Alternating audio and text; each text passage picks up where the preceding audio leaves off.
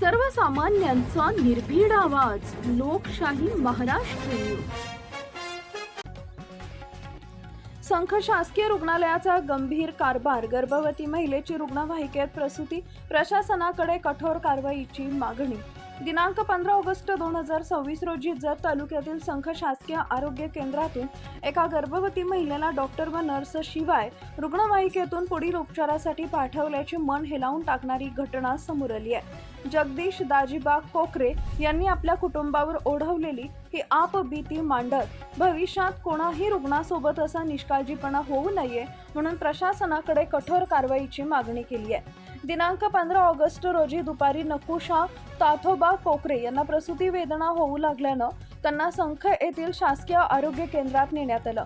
तिथं रक्तदाब वाढल्याचं कारण देत डॉक्टरांनी त्यांना तातडीनं जतच्या हायर सेंटरला हलवण्यास सांगितले. विशेष म्हणजे अतिशय गंभीर प्रकृती असतानाही रुग्णवाहिकेत कोणतीही नर्स, वैद्यकीय अधिकारी किंवा प्रशिक्षित कर्मचारी पाठवण्यात आला नाही. रुग्णवाहिकेत केवळ चालक, महिला आणि तिचे पती होते. संख ते जत या 40 किलोमीटरच्या प्रवासात सिद्धनाथ फाट्याजवळ पोहोचताच रस्त्यातच महिला प्रवासात प्रसूती झाली. वैद्यकीय कर्मचारी व सुविधांच्या अभावामुळे पतीला स्वतःच्या हाताने प्रसूती करावी लागली. अत्यंत दुर्दैवाची बाब म्हणजे नवजात बाळाची नाळ ही तात्काळ कापता आली नाही. अखेर नाळ जोडलेल्या अवस्थेतच त्यांना सुमारे 8 ते 9 किलोमीटर लांब मुचंडी येथील रुग्णालयात नेण्यात आलं. तिथं बाळाची नाळ कापून प्राथमिक उपचार करण्यात आले व त्यानंतर त्यांना जत इथं हलवण्यात आलं. सध्या आई आणि बाळ सुखरूप आहेत. हा प्रकार अत्यंत गंभीर असून कोकरे कुटुंबानं खालील प्रश्न उपस्थित केलेत. गंभीर रुग्ण असतानाही वैद्यकीय कर्मचाऱ्यांशिवाय रेफर का केलं? त्या दिवशी ड्युटीवर असलेले डॉक्टर आणि कर्मचारी कोण होते? रुग्णवाहिका, लॉगबुक, ड्युटी रोस्टर आणि सीसीटीव्हीची सखोल चौकशी व्हावी. दोषी आढळणाऱ्यांवर कठोर विभागीय व कायदेशीर कारवाई करावी. स्वातंत्र्य दिनाच्या दिवशीच आरोग्य यंत्रणेचा हा पोलखोल करणारा प्रकार चटका लावणार आहे. कोकरे कुटुंबाचं हे आवाहन कोणत्याही वैयक्तिक लाभासाठी नसून सामान्य नागरिकांच्या आरोग्याशी खेळणाऱ्या दोषी यंत्रणेला जबाबदार धरण्यासाठी आणि भविष्यात अशी वेळ कोणावरही येऊ नये यासाठी आहे. प्रशासनानं याची दखल घेऊन तातडीनं निष्पक्ष चौकशी करावी हीच सर्वांची अपेक्षा आहे. गाव सिद्धनाथ आणि माझं नाव आहे तातोबा महादेव कोकरे. मेसेज नाव नकोसा तातोबा कोकरे. आणि मालकीन गरोदर असताना पोटात दुखायला आलं. डिलिव्हरीसाठी मी संखला घेऊन गेलो आणि की 3 वाजल्यापासून वेदना होत होत्या. मी 5 वाजता जाऊन पोचलो आणि की त्याने काय केलं, दवाखान्यात आपलं शुगर BP असं वाढले असं हे केली, समज दिली. आणि परत तिथून मला 5:45च्या दरम्यान ॲम्ब्युलन्स बोलवून घेतली मुचंडीची आणि तिथून त्याने आम्हाला पुढे जावं म्हणले. मी काय केलो, तिथून घेऊन आलो आणि एक डॉक्टर नाही, सिस्टर नाही, कोणीही नाही गाडीत. त्याने दखल घ्यायला पाहिजे, यायला पाहिजे होतं कोणतं सोबत. आणि मी काय केलो, सिद्धनाथ फाट्याजवळ आलो पुढं आणि पुढे येताच डिलेव्हरी झाली. आणि तिथे काय घर नाही, गाव नाही, काय नाही. परत डिलेव्हरी होताना मी बाळाला धरलं असं एका कपड्यामध्ये.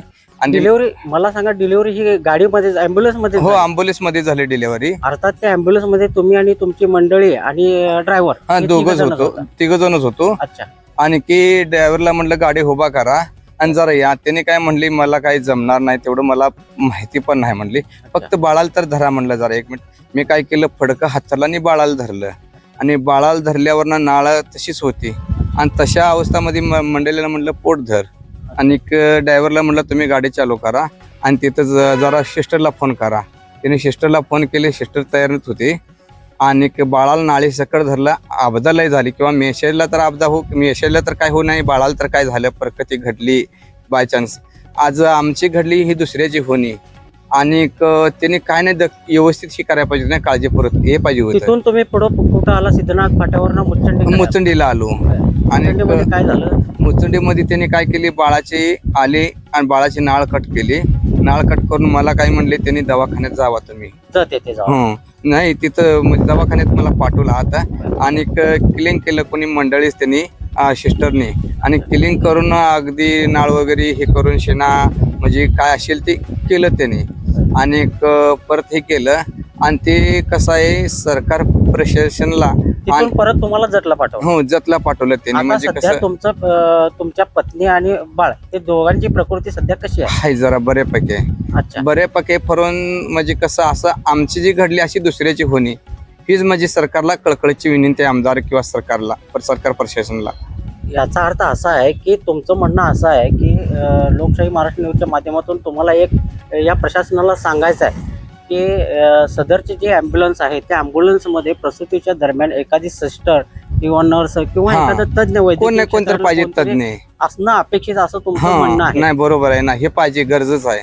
नाहीतर एका टायमाला माझी घडली किंवा एखाद्या मुलाला तर काय झालं किंवा मंडळी तर काय झालं, ते बाळाच्या आईला किंवा बाळाला काय करायचं आहे अचानक आढळणार कोणीच नाही ना, त्यांनी दखलच घेत नाही ती. अगदी म्हणजे दखल घेतली पाहिजे 15 असं माझी ऑगस्ट कळकळीची विनंती आहे. 15 ऑगस्टच्या दिवशी सुद्धा अजून भारत म्हणजे एवढं स्वातंत्र्य झालं असला तरी सक्षम यंत्रणा सक्षम नाही असं तुम्हाला हा, म्हणायचं आहे? नाही नाही नाही सक्षम नाहीच असं मला म्हणायचं आहे. ठीक आहे, धन्यवाद. लाईक करा, शेअर करा, सबस्क्राईब करा आणि बेल आयकॉन प्रेस करा.